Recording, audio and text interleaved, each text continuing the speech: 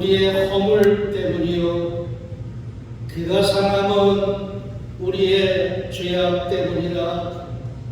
그가 징계를 받음으로 우리는 평화를 누리고 그가 채찍에 맞음으로 우리는 나음을 받았도다. 아멘.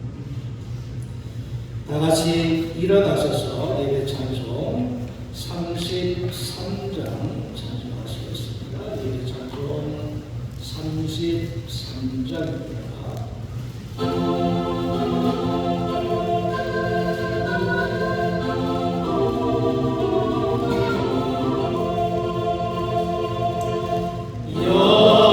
영광스러운 주를 보라 고난받은 그 모습 승리하고 오실 때에 만민 경배하리라. 왕의 왕이 되신 주께 멸류관을 드리세.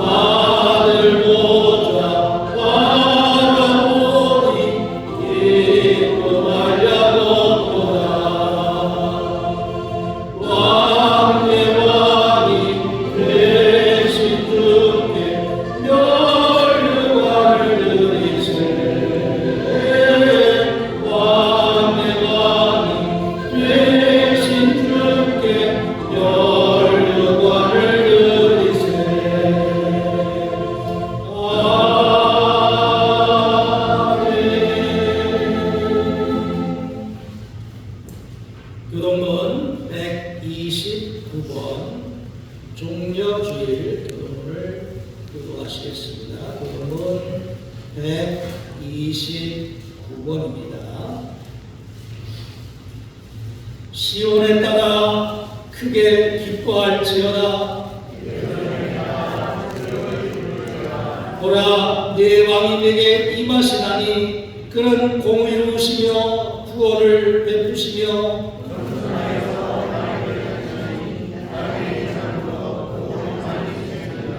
내가 에브라임의 병거와 예루살렘의 말을 끊겠고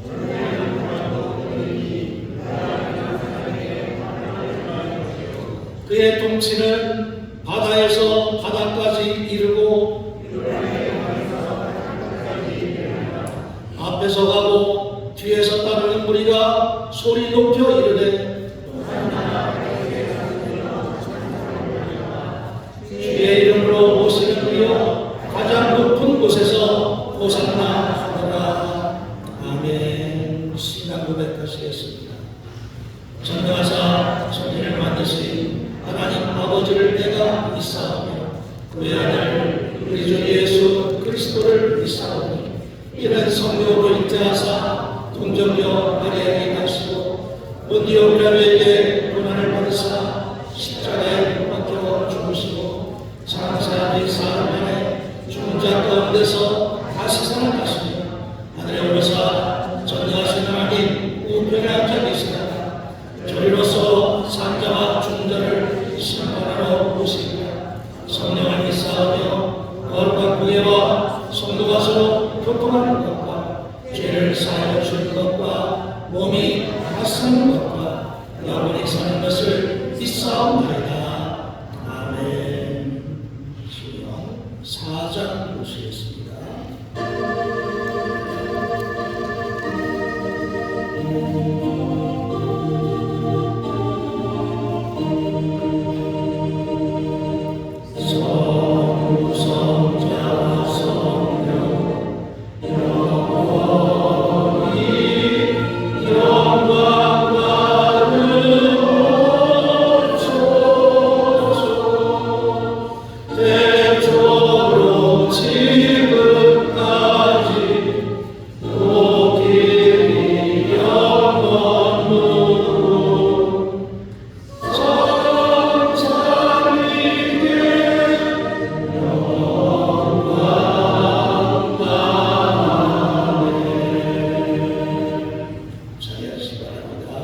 김인국 권사님 우리를 대표해서 기도해 주시겠습니다.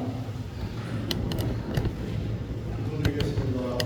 하나님 아버지, 오늘도 저희를 주님의 교회로 불러 모아주시고 찬양과 경배로 나아가게 하시고 감사드립니다. 오늘 기분이 온 땅을 감싸며 새 생명이 용토를 깨져 만물 가운데 기쁘신 하나님의 신실하신 손길을 바라보며 경이로움을 느낍니다. 이제 농사 시작되는 시점입니다. 농사 짓는 손길마다 건강하고 힘을 주시옵소서. 또 하나님의 은총으로 우리의 성령도 지치지 않고 주님의 뜻을 따라 살기를 원합니다. 그러나 하나님, 이 땅은 여전히 고통 가운데 있습니다. 주님, 자연재해로 사고로 또 큰 산불로 인하여 고통받는 이들을 기억하여 주시고 위로하여 주시옵소서. 무너진 삶의 터전을 복구할 수 있는 힘과 용기를 주시고 상심한 마음을 어루만져 주시며 그들에게 필요한 것을 채워 주시옵소서. 자연과 조화하며 살아갈 수 있도록 은혜 내려 주시옵소서. 저희도 자연 앞에서 겸손한 마음을 가지고 하나님께서 창조하신 이 땅을 사랑하고 보존하는 데 힘쓰게 하옵소서. 우리에게 맡겨진 자연을 더욱 소중히 여기고 다음 세대를 위해 아름다운 환경을 갖고 가꿔나가는 성지기의 사명을 다할 수 있도록 지혜와 실천하는 힘을 허락하여 주시옵소서. 주님, 다음 세대를 축복하여 주옵소서. 가정과 교회와 학교와 사회 속에서 바른 신앙과 올바른 가치관을 배울 수 있도록 인도하여 주시고 하나님을 더욱 깊이 알아가는 기쁨을 위해 하옵소서. 특별히 우리 동창교회 각 가정을 위해 기도합니다. 부모님의 신앙이 본이 되어서 자녀들에게도 하나님을 더 가까이 할 수 있도록 이끌어 주시옵소서. 이 시간 주님 앞에 머리숙여 기도하는 저희의 마음을 받아주시고 예배 가운데 함께하여 주시옵소서. 말씀을 전하시는 신동신 목사님께 성령의 능력을 더하여 주시고 저희가 그 말씀을 통해 다시 한번 주님의 뜻을 깨닫고 순종할 수 있도록 도와주시옵소서. 우리의 마음을 열어 주님의 음성에 귀 기울이게 하시고 말씀대로 향하는 믿음의 삶이 되도록 인도하여 주시옵소서. 주님의 몸된 동정교회를 축복하여 주시고 교회를 통하여 이웃과 사랑의 통로가 되게 하옵소서. 주님, 한 주간도 주님의 보호하심과 인도하심 가운데 하나님만 바라보며 감사와 기쁨으로 하루하루를 살아가게 하시옵소서. 이 모든 말씀 우리를 구원하시고 길이요 진리요 생명이 되시는 예수 그리스도의 이름으로 간절히 기도드립니다. 아멘.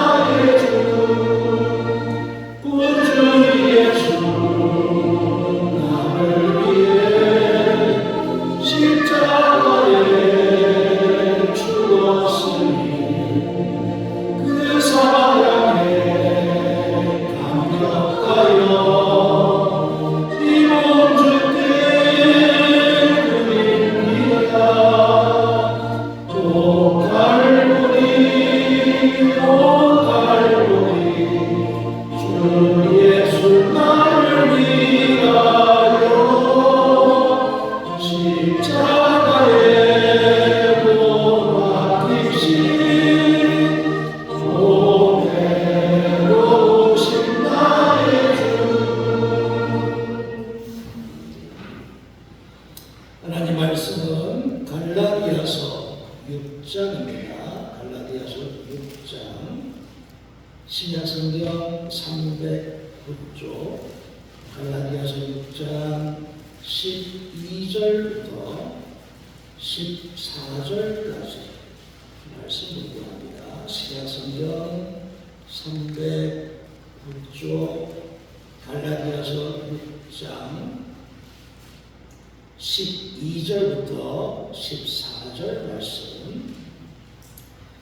무릇 육체의 모양을 내려 하는 자들이 억지로 너에게 할례를 받게 함은 그들이 그리스도의 십자가로 말미암아 박해를 면하려 함뿐이라. 할례를 받은 그들이라도 스스로 율법은 지키지 아니하고 너에게 할례를 받게 하려 하는 것은 그들이 너의 육체로 자랑하려 함이라. 그러나 내게는 우리 주 예수 그리스도의 십자가 외에 결코 자랑할 것이 없으니 그리스도로 말미암아 세상이 나를 대하여 십자가에 못 박히고 내가 또한 세상을 대하여 그러하니라.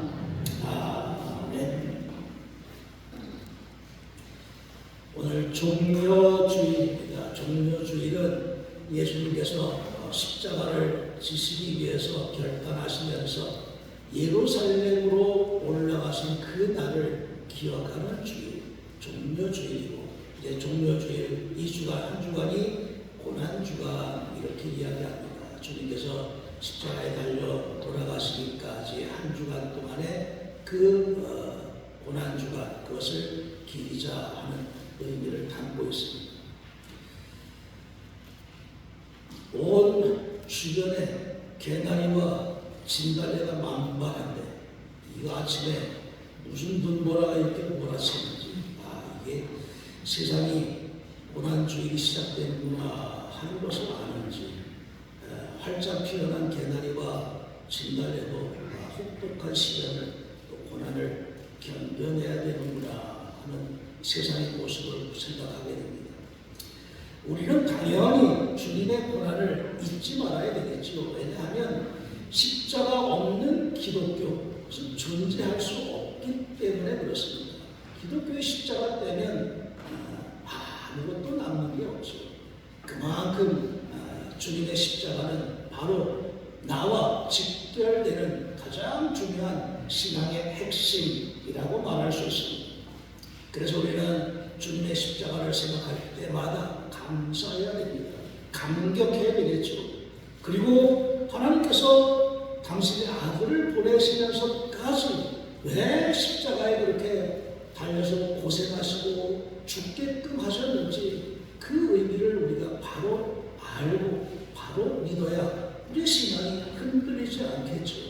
정말 우리가 주님의 십자가에 그 담겨져 있는 그 뜻, 그것을 확실히 알게 된다고 하면 우리는 어떤 상황, 어떤 조건에서도 결코 흔들리지 않는 그런 믿음을 갖출 수 있을 것이다 하는 점에 있어서 우리는 오늘 말씀 속에서 깨우쳐 주시는 그 주님의 뜻, 그 뜻을 우리가 늘 바로 알고 바로 믿어야 될 줄로 믿습니다.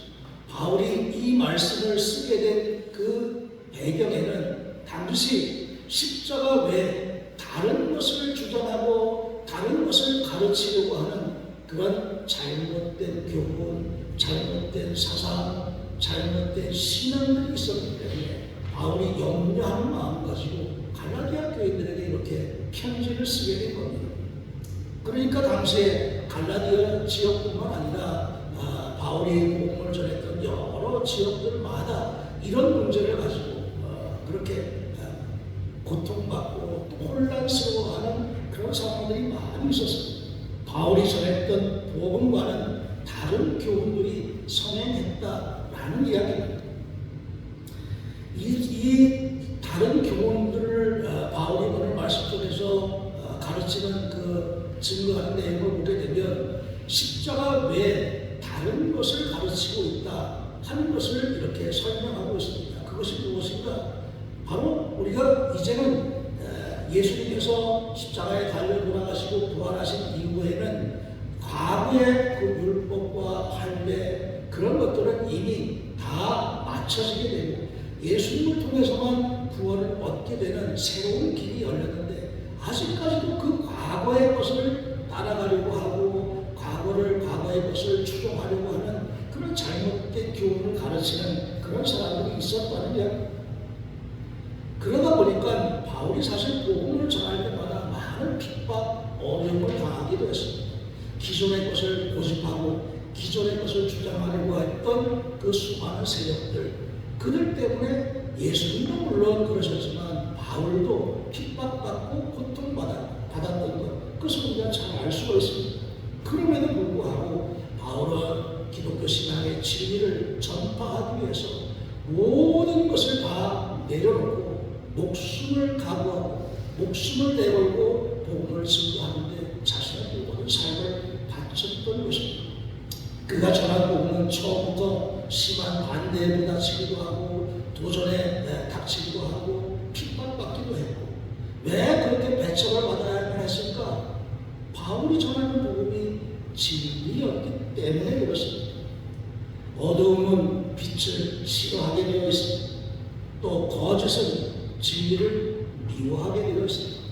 진리를 미워하는 것들이 세상에 너무 많기 때문에 그래서 주님도 십자가에 못 박히셨고 바울도 역시 그 최후가 그렇게 핍박으로 끝났던 것을 우리가 잘 알고 있습니다. 그 사람들이 잘못된 교훈을 증거하는 사람들이 예수 믿는 사람들을 여러 가지 방법으로 유혹하죠. 요즘에도 뭐 사이비, 이단, 유사종교 비슷한 그런 그 무리들이 많이 나타나고 있는데 미혹당하지 않기 위해서라도 우리가 바로 알아야 되겠는데 때로는 거짓말로 때로는 재물과 탐욕으로 이렇게 유혹하면서 진리가 아닌 것을 가르치고 주장하는 그런 세력들이 바울이 살아가던 그 시대에도 부지기수로 많이 있었고 또 오늘의 시대에도 역시 존재하고 있는 겁니다. 그럼에도 불구하고 바울이 말씀 속에서 증거하고자 하는 것은 우리가 예수 그리스도를 믿는다고 할 때는 진리 편에 바로 서야 된다. 그리고 우리가 세상에 믿지 않는 사람들과는 다른 사람이 되어야 된다 하는 것을 계속해서 강조하고 있는 겁니다. 스스로 속이지 말라. 하나님은 만물이 영임을 받지 아니하시나니 사람이 무엇으로 심든지 그대로 거두리라. 갈라디아서 6장에서 이렇게 증거하고 있습니다.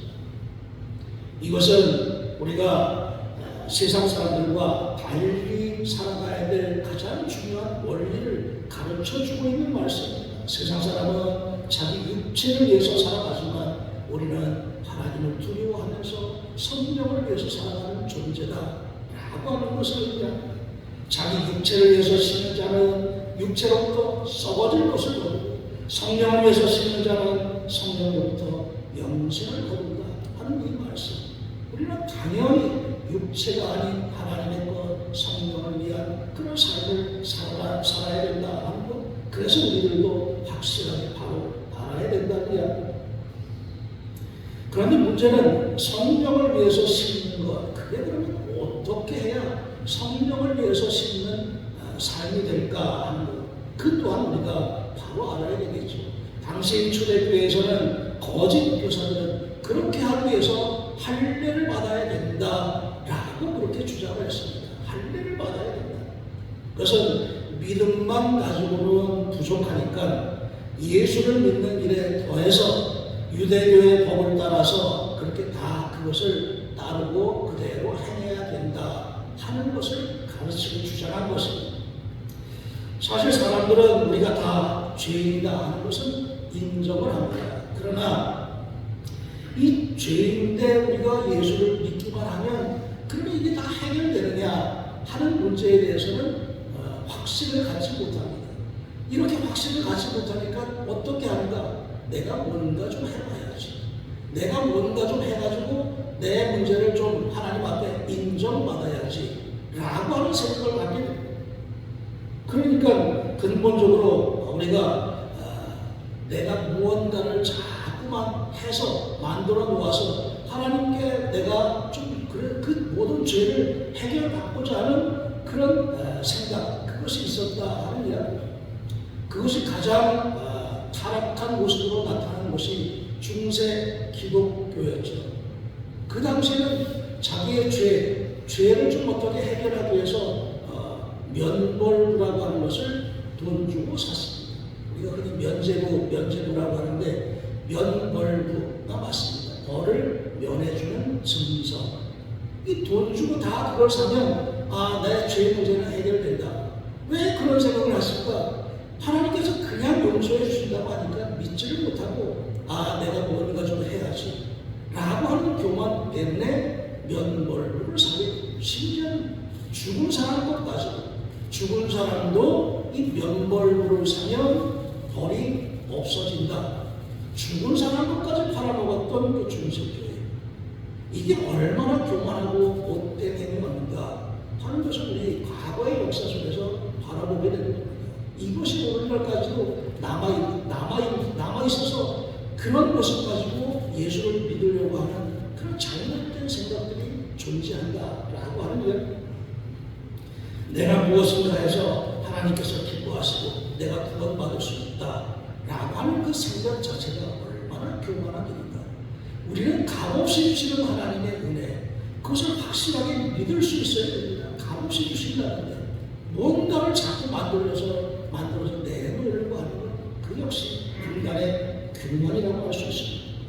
우리는 전적으로 부패하고 도저히 구원받을 수 없는 존재이지만 그럼에도 불구하고 긍휼이 풍성하신 하나님께서는 당신의 사랑과 은혜로 예수 그리스도를 믿기만 하면 우리가 아무 공로 없어도 구원시켜 주시겠다라고 하는 것이 하나님의 사랑과 은혜라고 말할 수 있는 겁니다. 그럼에도 불구하고 무언가를 하기 위해서 또 그런 사람들의 비리를 맞추기 위해서 율법을 가르치고 할례를 가르고 뭔가 자꾸 하라고 그렇게 부추기는 잘못된 모습들이 바울 시대에도 있었다라고 하는 이야기입니다. 그래서 바울은 증거하기를 다른 사람들은 구원받기 위해서 율법을 지켜야 한다고 말하지만 그러나 내게는 그리스도의 십자가 외에는 결코 자랑할 것이 없다.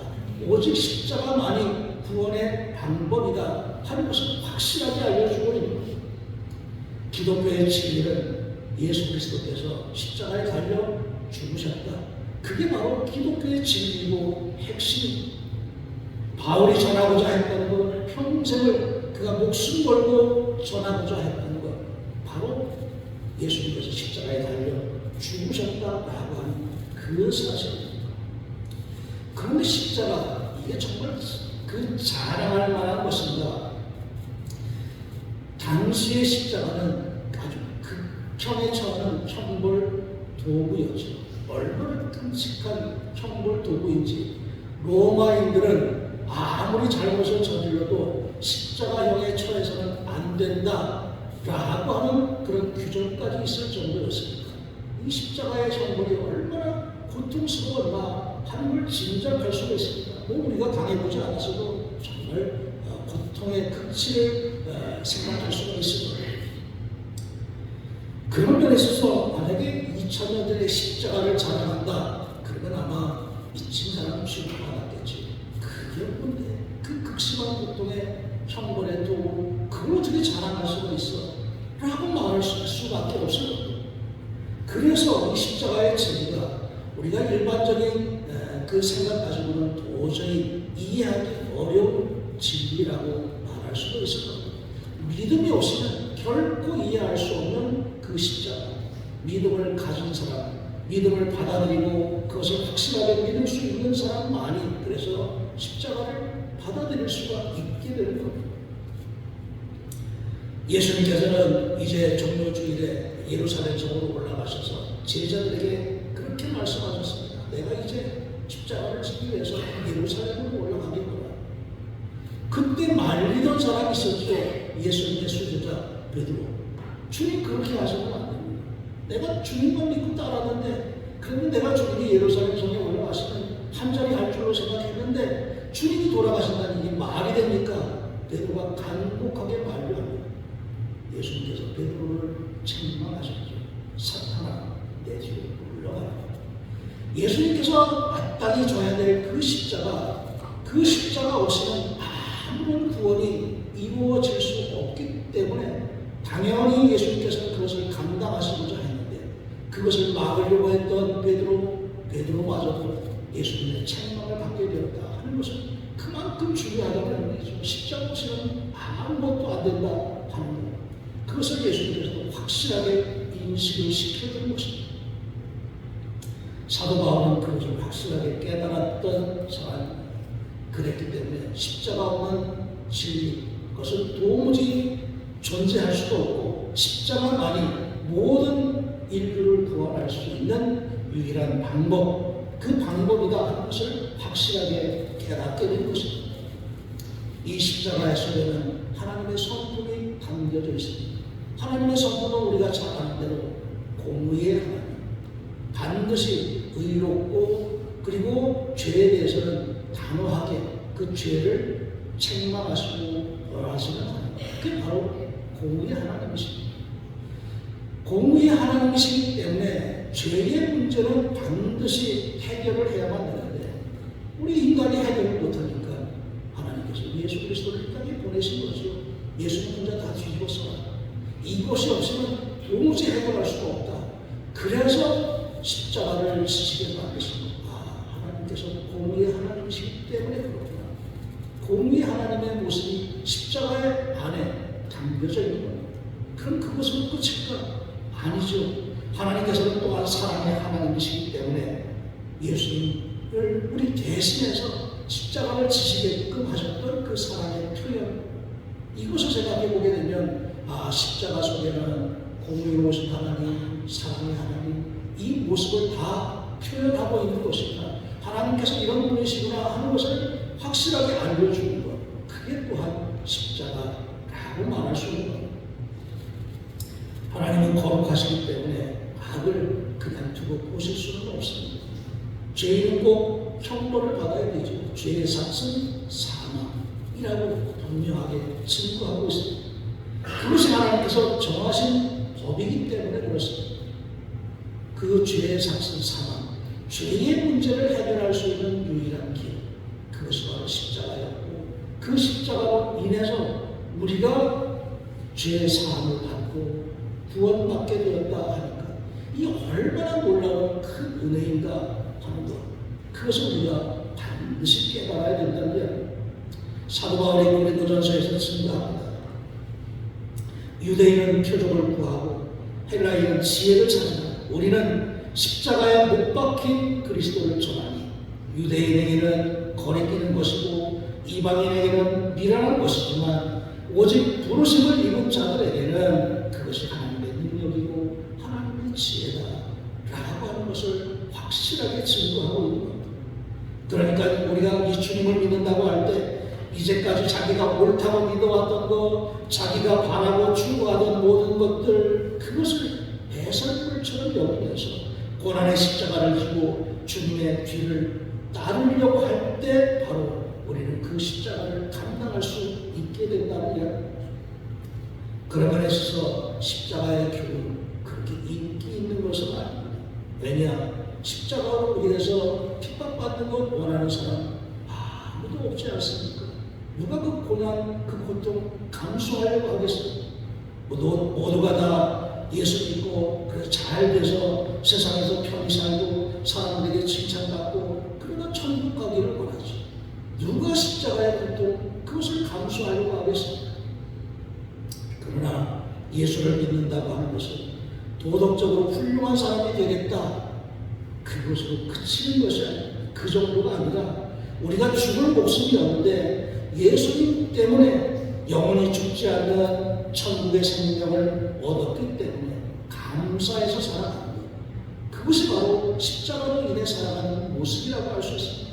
내가 잘나서 내가 뭐 어떻게 해서 그것이 아니라 무조건적인 감사, 범사의 감사가 바로 그 모습이죠. 십자가로 인해서 우리가 얼마나 큰 사랑을 받았는지 그것을 깨닫고 날마다 그냥 감사해서, 감사함 때문에 주님께서 우리에게 보여주셨던 사랑, 그 고통, 은혜 때문에 내가 감사함으로 자원하는 심정으로 그렇게 하나님의 뜻을 이루고 그 뜻을 행하고자 하는 그런 모습으로 살아가는 것이 바로 십자가로 살아가는 삶이라고 말할 수 있는 겁니다. 내가 뭘 어떻게 해봐야지, 그렇게 돼서는 안 된다는 이야기죠. 무조건 감사. 무조건 감사하니까 그 감사함이 넘쳐나는 마음속에는 자원해서 그것을 감당하고자 하는 마음이 저절로 생길 수밖에 없습니다. 우리는 십자가 앞에서 모든 교만을 다 내려놓아야 됩니다. 내가 뭘 어떻게 해서, 내가 잘나서 그렇게 해서는 구원을 받을 수가 없습니다. 십자가 속에 담겨져 있는 교훈이 아니기 때문에 그렇습니다. 우리는 십자가 속에 담겨져 있는 주님께서 우리에게 깨우쳐주시는 그 진리, 그것을 바로 알고 깨달으면서 내게 주어진 그 십자가 감사하고 그것을 감당해 나가면서 하나님의 은혜와 하나님의 사랑을 깨달으면서 그 사랑에 감격하여 살아갈 수 있는 그런 우리의 믿음이 되어야 하리라 믿습니다. 기도하겠습니다. 하나님의 세상을 이처럼 사랑하셔서 독생자를 주셨고 그로 인해 십자가를 지셨고 그로 인해 우리가 구원받고 살아가는 줄로 믿습니다.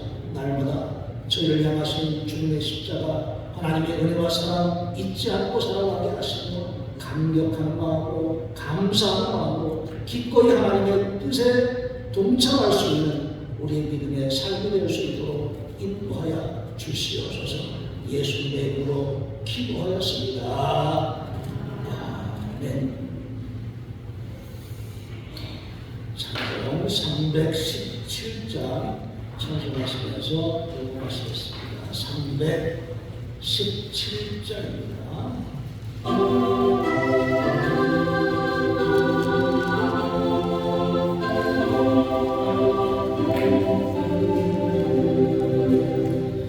내 주 예수 주시네 내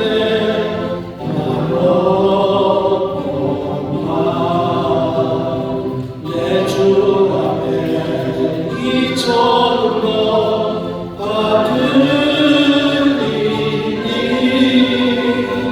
주 예수여 내 정성을 받으소서. 주 날 위해 고배로 이를 위사 그 귀하신 생명까지 다 주시니 예전하고 이 생명을 외하리라. 주 예수께 빚진 것이 많었구나. 나 주 위에 드린 것은 참 적으니 주 예수여 너 그렇게 오소서. 날 위하여 십자가에 이를 위시 주 예수의 은혜로서 인치시고 내 모든 것 주 예수로 사루소서. 주 날 위해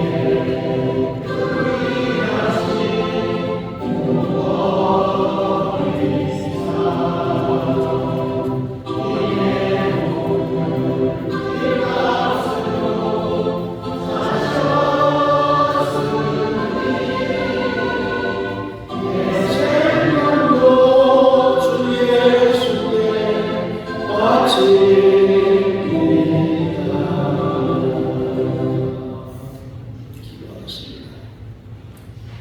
오늘도 저희를 향하신 하나님의 사랑 가운데를 깨달으면서 종려 주일에 주님의 고난에 동참하는 심정으로 주님의 전을 찾고 우리의 몸과 마음과 정성을 통해서 하나님께 예배하게 하심을 감사드립니다. 날마다의 삶이 주님의 은총임을 깨닫고 범사에 감사하면서 주님께서 지고 가셨던 그 십자가를 바라보면서 우리들도 능히 주님의 뒤를 따르기에 부족함 없는 믿음 될 수 있도록 저희들 날마다 굳게 세우시고 성령께서 동행하여 주시옵소서. 예수님의 이름으로 기도하였습니다. 아멘. 교회 소식 알려드립니다. 오늘 종료주일을 지켰고 고난 기간이 시작되는데 주님의 고난을 기억하고 동참하며 부활의 영광에 참여하는 믿음 되시기 바랍니다. 고난 주간 동안 특별 새벽 기도를 하게 됩니다. 월요일부터 금요일까지 새벽 5시 30분에 새벽 기도를 하게 되고 차량 운행도 이렇게 맞춰서 해주시기 바랍니다. 그리고 새벽 기도에 기도 담당 이렇게 주보에 나와 있는 대로 맞춰서 기도 준비해 주시기 바라고, 또 고난 주간 동안에는 하루 한 끼 금식을 통해서 고난에 참여하고 헌금하시며 이 고난 금식 헌금을 통해서 우리 어려운 교회를 돕는데 그렇게 사용하도록 하겠습니다. 이번 주속회는 연합속회가 되어 있고 사랑속 주간으로 교회에서 모이고 세족식도 행하게 됩니다. 세족식을 위해서 개인 수건 준비해서 교회에 오시기 바랍니다. 다음 주일은 부활주일이 되겠고 기쁨과 감사로 부활의 주님께 영광 돌리는 시간이 되시기 바라고 세례식과 성찬식도 행하게 되는데 우리 교회에서는 조창근 선생님 세례를 받으시게 됩니다. 준비하는 가정 모든 속에 여러분께서 위해서 기도해 주시기 바랍니다. 기독교 대학감리의 동부연회 다음 주 화요일부터 목요일까지 춘천중앙교에서 있게 되고 저와 정기식 전원님이 연회 대표로 참여하게 됩니다. 동부연회 평신도 체육대회 다음 주 토요일 4월 26일 원주 종합운동장에서 있게 되는데 이 모임을 위해서 함께 참여하면서 쉬는 시간들을 가지시기 바랍니다. 다 같이 일어나셔서 150장 찬송하시겠습니다. 150장 찬송하시고 별단의 기도 드리겠습니다.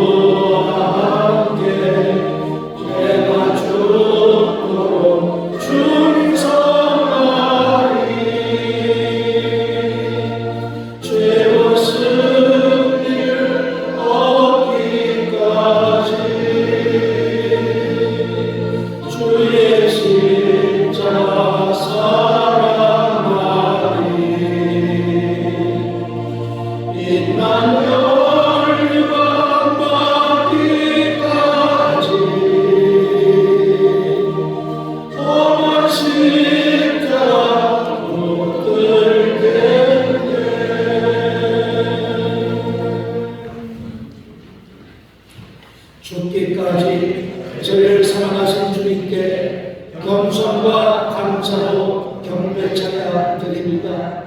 사랑과 희생의 십자가를 깨닫고 흘리신 보혈의 피를 힘입어 사랑과 섬김으로 주님을 증거하는 믿음의 삶이 되도록 성령께서 도우시고 인도하여 주옵소서. 아멘.